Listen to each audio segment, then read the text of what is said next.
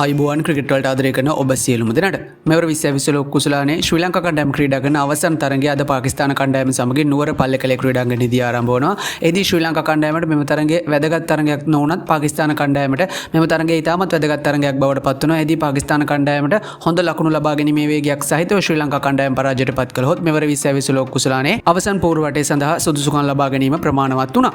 කාසිවාසී දිනගත ශ්‍රී ලංකා නායක දසුන් ශානක පළමුවෙන් පන්දු යැවීම තෝරා ගන්නවා. ඔහුගේ එම තීරණයට හොඳ පිළිතුරක් ලබා දීමට පාකිස්තාන ක්‍රීඩකින් සමත් වෙන්නේ තමට නියමිත පන්දු වාර 20 අවසානයේදී ලකුණු 212ක් වාර්තා කර ගන්නවා. කඩලු 8ක් පමණක් තැවී තිබෙදී එහිදී නැවතත් මෙවර 2020 කුසලානේ ක්‍රීඩකයෙකු ලබා ගන්නා දෙවන ශතකය තමන්ගේ නම ඉදිරියට ලියා ගනිමින් සයිබ් සඩා ෆර්හාන් පන්දු 60කදී ලකුණු 100ක් වාර්තා කර ගන්නවා. ඊට අමතරව ඔහුට අගනා සහායක් වෙමින් ෆකර් සමන් පන්දු 42කදී ලකුණු 84ක් වාර්තා කර ගැනීමට සමත් වෙනවා. එහිදී ෆර්හාන් අද දිනේදී ලබාගත් මෙම ශතකයත් සමගින් 2020 කුසලාන ඉතිහාසයේ එක් තරඟ වාරයක් තුළ ක්‍රීඩකයෙක් ලබාගත් පෞද්ගලික වැඩිම ලකුණු සංඛ්‍යාවට ඔහු හිමිකම් කරනවා. ඔහු මේ වන විට ලකුණු 383ක් වාර්තා කර ගැනීමට සමත් තිබෙන්නේ ශතක දෙකක් සහ අර්ධ ශතක දෙකක්ද සමගින්.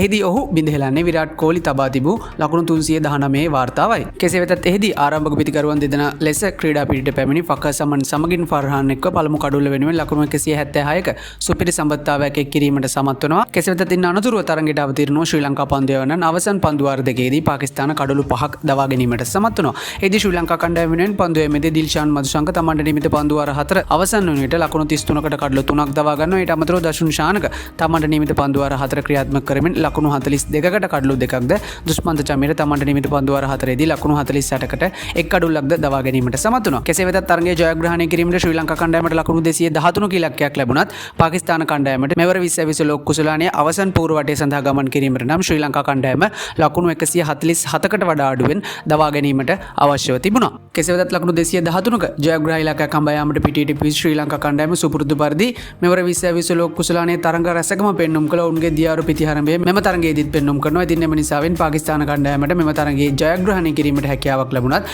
මෙවර 2020 කුසලානේ අවසන් පූර්ව වටේ සඳහා උන්ට සුදුසුකම් ලබා ගැනීමට හැකියාවක් ලැබෙන්නේ නැහැ. එෙහිදී අවසන් පූර්ව වටේ සඳහා සුදුසුකම් ලබා ගැනීමට නම් පාකිස්තාන කණ්ඩායමට ශ්‍රී ලංකා කණ්ඩායම ලකුණු 147කට වඩා අඩුවෙන් තබා ගැනීමට සිදුව තිබුණා. කෙසේ වෙතත් ශ්‍රී ලංකා කණ්ඩායම තරග පරාජයට පත් වුවත් ඔවුන් ලකුණු 147ට වඩා වැඩි ඉනිමක් ක්‍රීඩා කිරීමට සමත් වීම නිසාවෙන් පාකිස්තාන කණ්ඩායමටත් මෙවර 2020 කුසලානේ සුපිරි 8 දෙනාගේ වටෙන් ඉවත් වීමට සිදුව තිබෙනවා. එහිදී ශ්‍රී ලංකා කණ්ඩායම පන්දු යමින් සිටින අවස්ථාවේදී මහේෂ් තීක්ෂණ විසින් යවූ පන්දුව ෆකර් සමන්ගේ පිත්තේ වැදී කඩුළු රකින කමිල් මිෂාර් අතට උඩ පන්දුවක් ලෙසින් පත් වුණා. කෙසේ වෙතත් පන්දු රකිමින් සිටි ශ්‍රී ලංකා කණ්ඩායමේ කිසිදු ක්‍රීඩකයෙකු ඒ දැවී යාමක් විදිහට මිනිසුන්ගෙන් ඉල්ලීමක් සිදු කරන්නේ නැහැ. කෙසේ වෙතත් ඉන් අනතුරුව අල්ට්‍රා එච් විමසන අවස්ථාවේදී ඒ පහසුවට පන්දුවක් බවට පෙනී යනවා. මෙම නිසාවෙන් බොහෝ ක්‍රිකට් ප්‍රේක්ෂකයන් සඳහන් කර තිබුණේ ශ්‍රී ලංකා කණ්ඩායම පාකිස්තානයට තරගය පාවා දුන් බවයි. කෙසේ වෙතත් දැන් ඔබට දැක බලා ගැනීමට හැකියාවක් තිබෙනවා එහි රූපරාම. ඉතින් මේ පිළිබඳ ක්‍රිකට් ප්‍රේක්ෂකයන් විදිහට ඔයාලගේ අදහසුත් පහලින් කමෙන්ට් එකක් විදිහට දාගෙන යන්නත් අමතක කරන්න එපා.